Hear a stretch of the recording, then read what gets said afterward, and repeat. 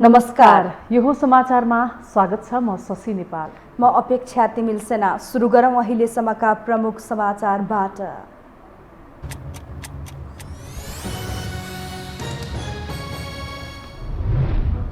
तीनवटै प्रस्ताव सर्वसम्मत पारित गर्दै एमालेको विधान महाधिवेशन समापन।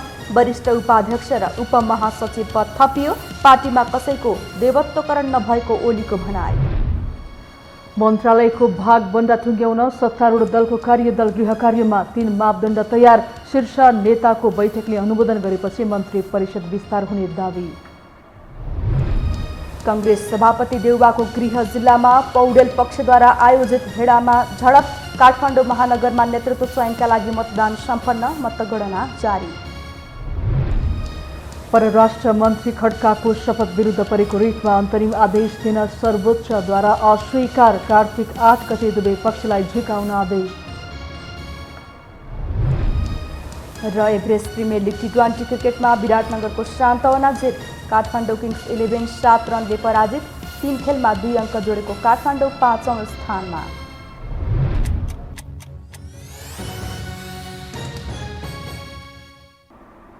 अब समाचार विस्तारमा। नेकपा एमालेको विधान महाधिवेशनबाट 3वटै प्रस्ताव सर्वसम्मत पारित भएका छन्। ललितपुरको गोदावरीमा सम्पन्न विधान महाधिवेशनमा पार्टी अध्यक्ष केपी शर्मा ओलीले प्रस्तुत गरेको राजनैतिक प्रतिवेदन, महासचिव ईश्वर पोखरेलको सङ्गठनात्मक प्रस्ताव र सङ्गठन विभाग प्रमुख एवं उपमहासचिव विष्णुप्रसाद पौडेलको विधान संशोधन प्रस्ताव सर्वसम्मत पारित भएका हुन्। महाधिवेशन समापनको क्रममा सभालाई सम्बोधन गर्दै अध्यक्ष ओलीले नेतृत्व स्थापित नहोस् र झगडा होस् भन्ने सोचेर विपक्षीले नेतृत्वको देवत्वकरण गरेको हल्ला चलाएको बताउनुभयो। ओलीले एमालेमा कसैको देवत्वकरण नभएको भन्दै नेतृत्वको वरिपरि सबै गोलबन्द भएको बताउनुभयो। गत शुक्रबार अध्यक्ष ओलीले उद्घाटन गर्नुभएको सो महाधिवेशनमा देशभरका 6347 जना प्रतिनिधिहरू सहभागी भएका थिए।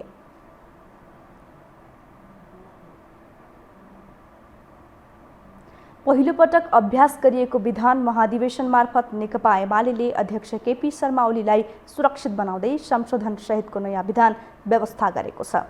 संशोधित विधान अनुसार अध्यक्ष ओलीले एक कार्यकाल सुरक्षित रूपमा पूरा गर्न पाउने भएका छन्। एक रिपोर्ट।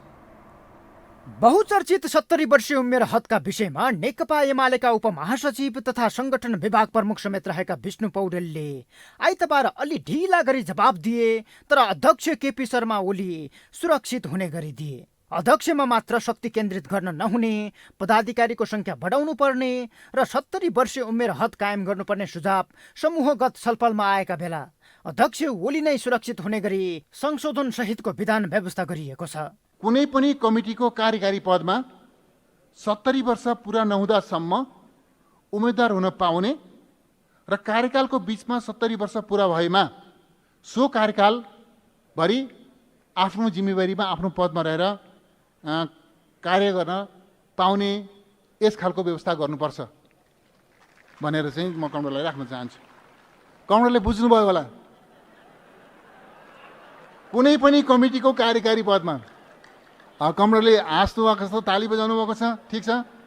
कुनै पनि कमिटीको कार्यकारी पदमा 70 वर्ष नपुग्दासम्म उम्मेदवार हुन पाउने पहिलो पटक अभ्यास गरिएको विधान महाधिवेशनको व्यवस्था अनुसार 70 वर्षीय उमेर हद कायम गरिएको छ। तर 70 वर्ष पुरा नहुँदै उम्मेद्वार भएर निर्वाचित व्यक्तिले पुरा कार्यकाल काम गर्न पाउनेछ।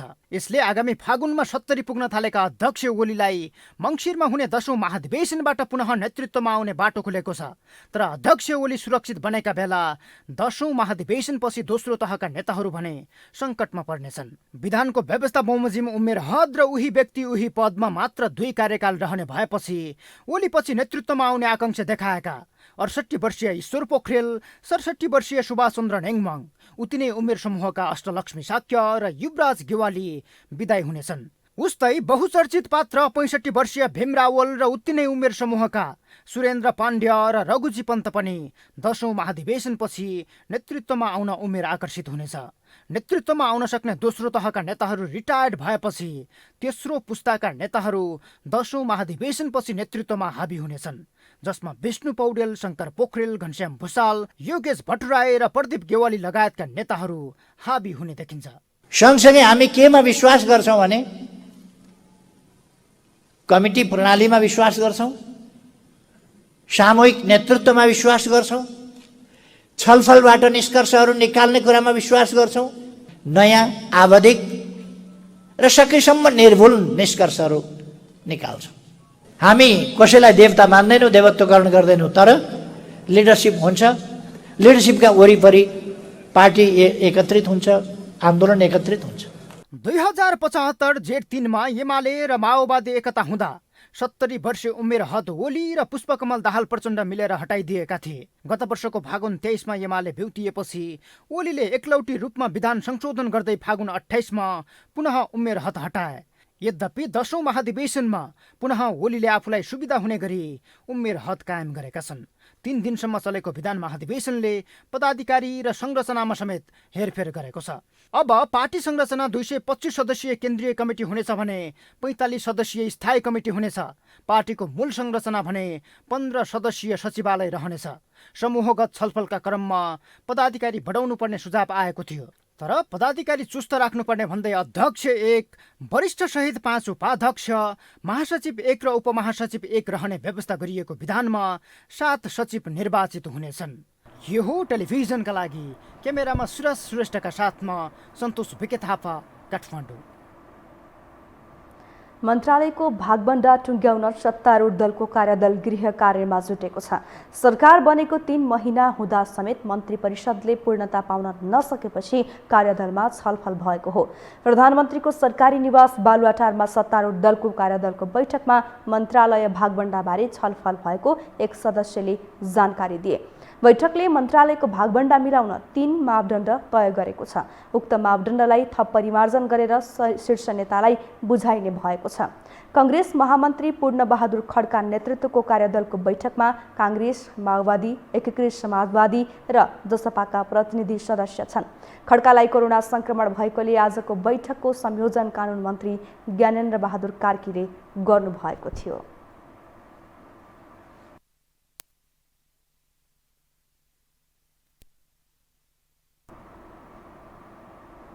अब बाँकी समाचार। नेपाली कांग्रेसको 14औं महाधिवेशन अन्तर्गत काठमाडौँ महानगरपालिकाको नेतृत्व चयनका लागि भएको मतदान सम्पन्न भएको छ। प्रदर्शनी मार्गस्थित सभागृहमा बिहान 9 बजेदेखि दिउँसो 2 बजेसम्म मतदान गर्ने समय तोकिएको थियो। मतदान सम्पन्न भएसँगै मतगणनाको काम भइरहेको छ। यो समाचार तयार गर्दासम्म 300 मतगणना हुँदा महानगर सभापतिका उम्मेद्वार नीलकाजी साक्यले 214 मत पाउनु भएको छ भने अर्का प्रत्याशी प्रगतिमान रञ्जितले 77 मत पाउनु भएको निर्वाचन समितिले जनाएको छ। फ्रेकुटी मण्डपस्थित राष्ट्रिय सभागृहमा मतगणना जारी छ। आजै हिमाली जिल्लाहरूमा कांग्रेसको नगर अधिवेशन भइरहेको छ। नेपाली कांग्रेसका सभापति शेरबहादुर देउबाको गृह जिल्लामा पौडेल पक्षद्वारा आयोजित पार्टीको कार्यकर्ता भेलामा झडप भएको छ। क्रियाशील सदस्यताको विवादमा असहमति जनाएको वरिष्ठ नेता रामचन्द्र पौडेल पक्षले आयोजना गरेको जिल्ला स्तरीय कार्यकर्ता भेलामा देउबा पक्ष पनि प्रवेश गर्न खोज्दा झडप भएको हो। झडपका क्रममा दुवै पक्षका केही नेता कार्यकर्ता घाइते भएका छन्। झडपका कारण केही बेर सभा बिथोलिएको थियो। भेलालाई कांग्रेस नेता डाक्टर शेखर कोइराला, अर्जुन नरसिंह केसी र गुरुराज घिमिरेले सम्बोधन गरेका थिए। कोइरालाले पार्टीभित्र कार्यकर्तामाथि गरिएको अन्याय तत्काल सच्याउन सभापति शेरबहादुर देउबासँग माग गर्नुभएको छ। नेपाली कांग्रेस काठमाडौँ महानगरको नयाँ नेतृत्वका लागि आइतबार निर्वाचन सम्पन्न भएको छ। 15 वर्षपछि भएको अधिवेशनमा सभापतिका लागि नीलकाजी साक्य र प्रगतिमान रञ्जित चुनावी मैदानमा उत्रेका छन्। तर मतदाताहरू भने गुटगत राजनीतिको कारण असन्तुष्ट देखिएका छन्। एक रिपोर्ट। नेपाली कांग्रेसले काठमाडौँ महानगरपालिकाको नयाँ नेतृत्व दिनको लागि आइतबार निर्वाचन गर्यो, जसमा सभापतिका लागि नीलकाजी साक्य र प्रगतिमान रञ्जित प्रतिस्पर्धामा होमिए। साक्य प्रकाशमान सिंह र गगन थापा समूहको उम्मेद्वार हुन् भने रञ्जित कांग्रेस सभापति शेरबहादुर देउवा र भीमसेन दास प्रधान समूहबाट उम्मेद्वार भएका थिए। काङ्ग्रेसका 14औं महाधिवेशनका लागि भइरहेको निर्वाचनमा संस्थापन पक्ष र संस्थापन इतर पक्षबीच गुटबन्दीको चरम नमुना यहाँ देखिएको छ। उम्मेद्वार नेता साक्य भने आफूले काठमाडौँमा छरिएको काङ्ग्रेसलाई एकीकृत गरेर गुमेको साग फर्काउने लक्ष्य राखेको बताउँछन्। तर हेर्नुहोस्, पोलिटिकलमा तपाईँको बहुदलीयमा दलभित्रमा पनि चाहिने के छ भन्दाखेरि अलिअलि त भइहाल्छ, त्यो स्वाभाविक कुरा हो, त्यो ठुलो कुरा होइन। दिग्गज नेताजीहरूबाट जुन 2033 सालमा चाहिने के छ भन्दाखेरि राष्ट्रिय मेलमिलाप लिएर चाहिने गणेश मानजी बिपी कोइराला स्वदेश आगमन भइसकेपछि राष्ट्रियता प्रजातन्त्र समाजवाद भनेर आइसकेपछि त्यसलाई चाहिँ निरन्तरता दिनको लागि पनि यो चाहिँ मेरो उम्मेदवार हो। काठमाडौँ महानगरमा मात्र होइन, देशभर नै काङ्ग्रेसको अधिवेशन भइरहेको छ। अधिकांश जिल्लामा काङ्ग्रेस गुटगत रूपमा विभाजित बनेको छ। यता क्षेत्रीय प्रतिनिधिहरू पार्टीभित्र नै नेता कार्यकर्ता गुटगत रूपमा विभाजित हुँदा त्यसले चुनावमा क्षति गर्ने बताउँछन्। एक किसिमको मिलो मत वैचारिक सिद्धान्तमा मिलेर जाँदाखेरि त्यसलाई नराम्रो भन्न पनि मिलेन। अब यो प्रजातान्त्रिक दल भयो, त्यस कारण वैचारिक सिद्धान्तमा मिलेर जाने आधार हुन्छ। अब मिल्नु त राम्रै हो। अब यसलाई गुटबन्दीको नाम दिएर अनेकौँ नाम दिएर चाहिँ नि बदनाम गराउने, यो पाइनल ऊ पाइनल, एउटै त हामी त आखिरमा सबै त काङ्ग्रेसै हो होइन। नेपाली काङ्ग्रेसले सही मान्छे, त्यागी तपस्वी मान्छेलाई दिने हो भने गुट हुँदैन। यहाँ त्यागी तपस्वी बाहिर हुने, अलिकति अवसर बोक्नेहरू अगाडि हुने भएको कारणले गुट भएको। यो पार्टीमा यो चाहिँ निवारण हुनुपर्छ। अब हामी महाधिवेशनमा पुग्यौँ भने यो कुरा जसले निवारण गर्छ त्यसलाई हामी भोट खसाउँछौँ है, र पार्टीमा यो गुट हुनु हुँदैन। नेपाली काङ्ग्रेसभित्रका नेताहरूले नै गुटको अन्त्य हुनुपर्ने बताइरहे पनि यसको लागू गर्न नसकेको मतदाताहरूको भनाइ छ। अधिवेशनमा नै उम्मेद्वारका परिवार नै कार्यकर्ताको घर घरमा गएर गुटबन्दीको कुरा गर्दै हिँड्दा नराम्रो सन्देश जाने उनीहरू बताउँछन्। गुटगत राजनीति अन्त्य हुनुपर्ने र नयाँ पुस्तालाई पद हस्तान्तरण गरेर पार्टीको हितको काम गर्नुपर्ने उनीहरूको भनाइ छ। नेताहरूले आफै नै के भन्नुहुन्छ भन्दाखेरिमा गुटको अन्त्य हुनुपर्छ अनि युवाहरूले चाहिँ प्रोत्साहन पाउनुपर्छ, एउटा सक्षम सबल र शिक्षितहरूले अवसर पाउनुपर्छ यो लोकतन्त्र सस्टेन गर्नका लागि भनेर उहाँहरू स्वयं भन्नुहुन्छ। तर अन्तिम चरणमा आउँदै गर्दाखेरिमा उहाँहरू आफै नै मेरो गुटको फलाना र ढिसाना भनेर गुटबन्दीका कुराहरू गर्नुहुन्छ। नेताका श्रीमतीहरू दैलोमा बसेर कार्यकर्ताहरूलाई इमोसनल ब्ल्याकमेल गर्ने काम पनि गर्नुहुन्छ। यो एकदम दुर्भाग्यपूर्ण छ, विडम्बनापूर्ण छ। सबै उसले समाधान गरेको छ। फेरि इमान्दार पार्टी विश्वले पत्याएको सबै कुरा, तर नेताहरूले अलिकति बिगारे हुनाले यो गुटगत हुनु हुँदैन। एक ठेक्को भएर जानुपर्छ, नयाँ पुस्तालाई पनि हस्तान्तरण गर्नुपर्छ। सधैँभरि आफैले मात्रै गर्नु भन्नु पनि हुँदैन। यसमा सबै कुरा छोडेर पनि पार्टीको हित गर्नुपर्छ, आफ्नो हित होइन देश र पार्टीको हित गर्नुपर्छ। नेपाली काङ्ग्रेसको सभापति निर्वाचित भएपछि शेरबहादुर देउवाले पार्टीमा गुटको अन्त्य गर्ने प्रतिबद्धता व्यक्त गरेका थिए। तर काङ्ग्रेसमा गुट उपगुटको श्रृङ्खला झनै झाँगिएको छ।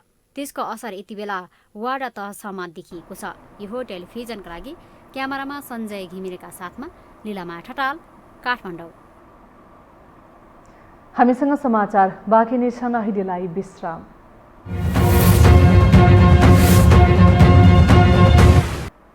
विश्रामपछि स्वागत छ। अब बाँकी समाचार। राजनीतिक दलमा अहिले देखिएको मुख्य समस्या पार्टीभित्र मौलाउँदै गएको असन्तुष्टि हो। विभिन्न कारणले सबै पार्टीमा आन्तरिक मतभेद व्याप्त छ, जसको असर आगामी आम निर्वाचनमा पर्ने देखिन्छ। त्यसैले दलहरू आन्तरिक शुद्धिकरण र चुनावी तयारीमा होमिएका छन्। एक रिपोर्ट। मुलुकमा कुनै राजनैतिक घटना घटित नभए करिब 15 महिनापछि देश निर्वाचनमा होमिँदैछ। ठिक यसै बेला आन्तरिक सुदृढीकरणको भागदौडमा रहेका राजनैतिक दलहरू चुनाव लक्षित बनिसकेका छन्। नेकपा एमाले, नेकपा माओवादी केन्द्र र नेपाली काङ्ग्रेस जस्ता ठूला शक्तिले महाधिवेशनबाट पार्टी शुद्धिकरण गर्ने र निर्वाचनमा होमिने तयारी गरेका छन्। विपक्षीलाई पछाड्दै आफ्नो पकड कायम गर्न नेताहरूको भाषणबाजी समेत सुरु भएको छ। कोहीसँग मिलेर होइन, एक्लै सब कम्युनिस्ट एक भएर आयो भने पनि, सब फेरि एकपटक मधेसका पार्टी एक भएर आयो भने पनि जित्ने ताकत राख्ने गरिकन काङ्ग्रेसले आफ्नो सङ्गठन निर्माण गर्नुपर्ने छ। अबको 5-6 महिनाभित्र, 7-8 महिनाभित्र यो कुरा सोचेर पार्टीका साथीहरूले आफ्नो निर्णयहरू गर्दै गर्दा यसरी निर्णय गर्दिन पनि तपाईँले गर्नुहुन्छ भन्ने कुराको विश्वास व्यक्त गर्छु। हामीले चाहे वडामा निर्णय गरौँ, चाहे महानगरमा निर्णय गरौँ, चाहे जहाँ निर्णय गरौँ, ती प्रत्येक निर्णयले एउटा अर्थ बोकेको हुन्छ। आसन्न महाधिवेशनबाट आगामी आम निर्वाचनसम्म सबै कम्युनिस्ट पार्टीहरू एक हुँदा पनि बहुमतका साथ जित्ने तागत कांग्रेसले आर्जन गर्नुपर्ने थापाको भनाइ छ। उस्तै भनाइ नेकपा एमालेका नेताहरूको पनि छ। प्राविधिक विषयले प्रतिपक्षमा थन्किनु परेको भन्दै दुःख मनाउ गरिरहेको एमाले आफ्नै पहिलो शक्ति भएकाले आगामी निर्वाचन मार्फत अन्य दलको हैसियत देखाइदिने दाबी गरिरहेको छ। विभिन्न प्राविधिक कारणले प्रतिपक्षमा छ। यो प्राविधिक कारणले भएको प्रतिपक्षीय हैसियतलाई हामी आगामी निर्वाचनका माध्यमबाट सत्तापक्षीय हैसियतमा बदल्ने त्यो तयारीका साथ यो महाधिवेशनपछि हामी परिचालित हुन्छौँ र त्यो हैसियत हामीले प्रदर्शित गर्छौँ। त्यति बेला यहाँले देख्नुहुन्छ कि यो पार्टीको हैसियत के हो। सत्ता स्वार्थको उन्मादमा फँसेका सबै दलहरूमा सङ्गठनहरू कमजोर बन्दै गएका छन्। यसै कारण चुनावको मुखमै आएर आन्तरिक शुद्धिकरण गर्दा आगामी निर्वाचनसम्म जनलहर बटुल्न सकिने उनीहरूको दाउ छ। नेकपा एमालेसँगको एकताको विषय जुन सङ्गठनहरू अस्तव्यस्त भताभुङ्ग जुन अवस्थामा रह्यो, यो सबै सङ्गठनलाई सङ्गठित गर्ने, पुनर्गठित गर्ने, वडा देशसम्म सम्मेलन गरेर जाने, सेल कमिटीहरू बनाउने, यो कामहरू अभियानका रूपमा भइरहेका छन् अहिले। र त्यसले फेरि निर्वाचनको तयारी पनि त्यही ढङ्गले नै हुँदै जान्छ र हामी राष्ट्रिय सम्मेलनसम्म आउँदाखेरि एउटा स्थितिमा हामी पुग्छौँ होइन। अनि त्यस पछाडि हामी चुनावमा जाने कुरा त 1 वर्षको कुरा, 1 वर्ष टाइम छ भनौँ न हामीले होइन। आउने मङ्सिरमा चुनाव भनेपछि हामीलाई 1 वर्षको टाइम छ। हामीले तयारी गरेर जान्छौँ र हाम्रो तयारी अनुसार हामी चुनावमा जान्छौँ। त्यस कारण सङ्गठन निर्माण र चुनावको तयारी हाम्रो सँगसँगै गर्छ। महाधिवेशन जस्ता आन्तरिक विषयमा मतभेद हुँदा त्यसको असर आम निर्वाचनमा पर्छ। यसै कारण अधिकांश दलहरू सकभर आन्तरिक विषय सहमतिका आधारमा टुङ्ग्याउने कसरत समेत गरिरहेका छन्। फलत देशमा देखिएका अन्य गतिरोधलाई यथावस्थामा थन्क्याएर भए पनि दलहरू आन्तरिक सुदृढीकरण र चुनावी तयारीमा होमिएका हुन्। यो हो टेलिभिजनका लागि क्यामेरामा सुरज श्रेष्ठका साथमा सन्तोष भेके थापा, काठमाडौँ। सर्वोच्च अदालतले परराष्ट्र मन्त्री डाक्टर नारायण खड्काको शपथ विरुद्ध परेको रिटमा अन्तरिम आदेश दिन अस्वीकार गरेको छ। न्यायाधीश डाक्टर आनन्द मोहन भट्टराईको एकल इजलासले अन्तरिम आदेश दिन अस्वीकार गर्दै कार्तिक 8 गते दुवै पक्षलाई झिकाउन आदेश गरेको हो। खड्काले परराष्ट्र मन्त्रीका रूपमा लिएको शपथको संवैधानिक आधार नरहेको भन्दै अधिवक्ता विशाल न्यौपानेले असोज 11 गते रिट दायर गरेका थिए। रिटमा खड्काको शपथ बदल गर्न माग गरिएको थियो।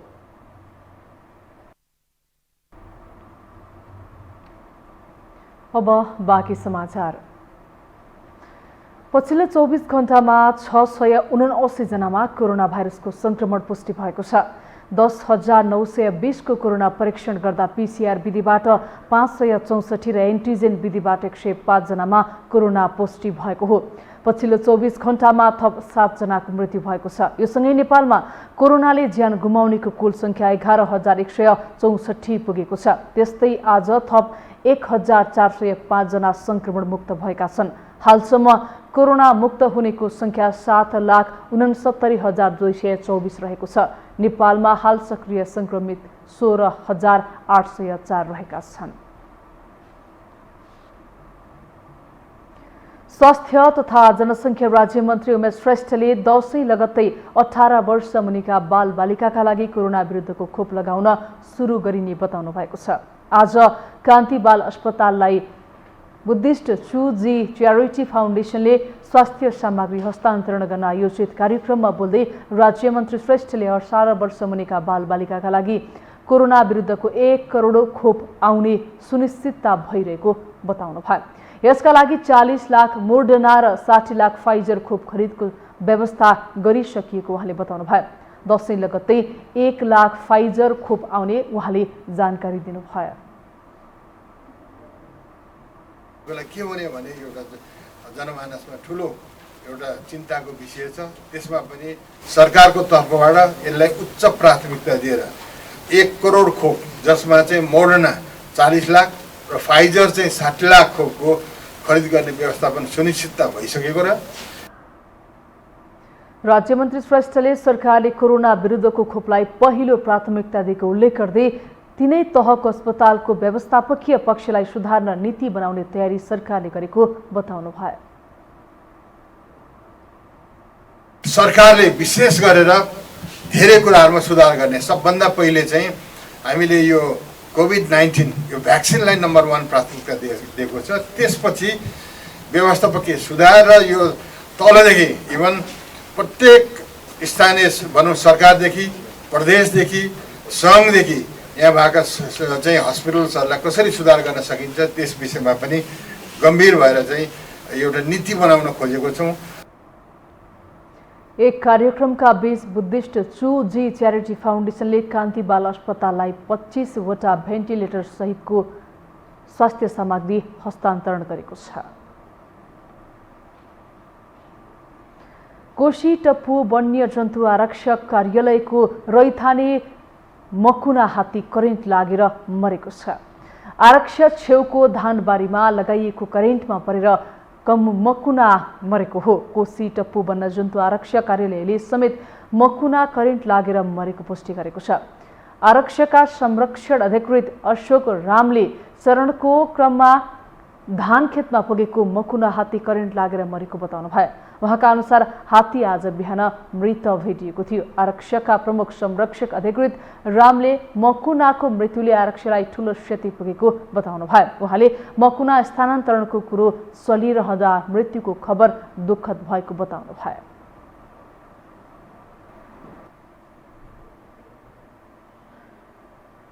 अब आर्थिक समाचार।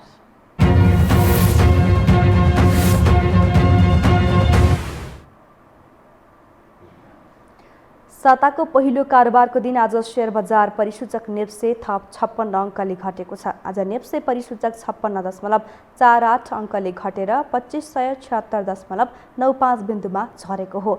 यसअघि गत बिहीबार परिसूचक 32 अङ्कले घट्दै 2633.42 बिन्दुमा रोकिएको थियो। आज क वर्गका सेन्सिटिभ इन्डेक्स समेत अधिकतम 11.07 अङ्कले घटेर 485.98 बिन्दुमा झर्न पुगेको छ। सबै उपसमूहहरू ऋणात्मक भएर बजार नै रातामे भएको यस दिन सबैभन्दा बढी गुमाउनेमा फाइनान्स समूह रहेको छ।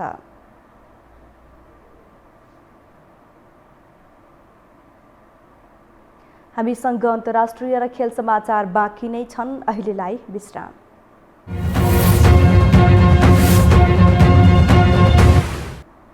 विश्रामपछि पुनः स्वागत छ। अब पालो अन्तर्राष्ट्रिय समाचारको।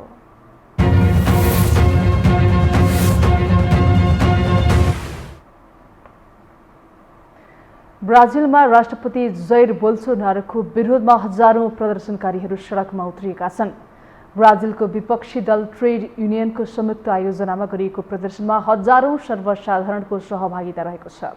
राष्ट्रपति बोल्सोनारोले कोरोना महामारी नियन्त्रणमा लापरवाही गरेका कारण 6 लाख भन्दा बढीको ज्यान गुमाउनु परेको भन्दै उनीहरूले राष्ट्रपतिको पदत्यागको माग गर्दै नाराबाजी गरेका हुन्। प्रदर्शनकारीहरूले राष्ट्रपतिका कारण देशमा भ्रष्टाचार, गरिबी, भुकमरीको समस्या बढेको भन्दै लोकतन्त्रका रक्षाका लागि जनता एकजुट भएको बताएका छन्। ब्राजिलको रियो दे जेनेरियो लगायत 160 शहरमा एकै समय भेला भएका प्रदर्शनकारीहरूले राष्ट्रपतिले पदत्याग नगरेसम्म प्रदर्शन जारी राख्ने बताएका छन्। यसैबीच ब्राजिलको तल्लो सदनमा राष्ट्रपति विरुद्ध महाअभियोगको मुद्दा दायर गरिएको छ।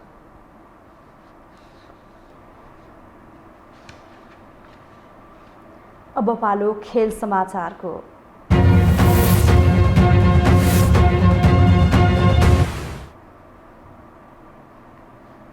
विराटनगर वारियर्सले चौथो संस्करणको एभरेस्ट प्रिमियर लिग इपिएल टी20 क्रिकेटमा पहिलो जित निकालेको छ। टियु क्रिकेट मैदानमा आइतबार भएको खेलमा काठमाडौँ किङ्स 11लाई 7 रनले पराजित गर्दै विराटनगरले पहिलो जित निकालेको हो। यस जितसँगै विराटनगरले शान्त औना जित निकालेको छ। यसअघि 4 खेलमा पराजित भएको विराटनगर प्रतियोगिताबाट बाहिरिसकेको छ। विराटनगरले 5 खेलमा 2 अङ्क जोडेको छ। अघिल्लो 4 खेल गुमाएको विराटनगर पुच्छारमा रहेको छ। काठमाडौँ 3 खेलमा 2 अङ्क जोडेर 5औं स्थानमा छ।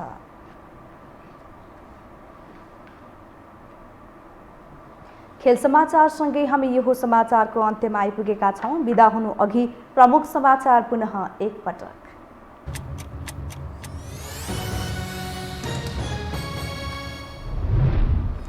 तीनवटै प्रस्ताव सर्वसम्मत पारित गर्दै एमालेको विधान महाधिवेशन समापन।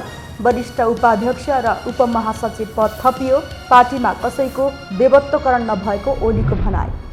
मन्त्रालयको भागभन्दा ठुङ्ग्याउन सत्तारूढ दलको कार्यदल गृह कार्यमा 3 मापदण्ड तयार। शीर्ष नेताको बैठकले अनुमोदन गरेपछि मन्त्री परिषद विस्तार हुने दाबी। कांग्रेस सभापति देउबाको गृह जिल्लामा पौडेल पक्षद्वारा आयोजित भेलामा झडप। काठमाडौँ महानगरमा नेतृत्व चयनका लागि मतदान सम्पन्न, मतगणना जारी। परराष्ट्र मन्त्री खड्काको शपथ विरुद्ध परेको रिटमा अन्तरिम आदेश दिन सर्वोच्चद्वारा स्वीकार, कार्तिक 8 गते दुवै पक्षलाई झिकाउन आदेश। र एभरेस्ट प्रिमियर लिग टी20 क्रिकेटमा विराटनगरको सान्तवना जित, काठमाडौँ किङ्स 11 7 रनले पराजित। 3 खेलमा 2 अङ्क जोडेको काठमाडौँ 5औं स्थानमा।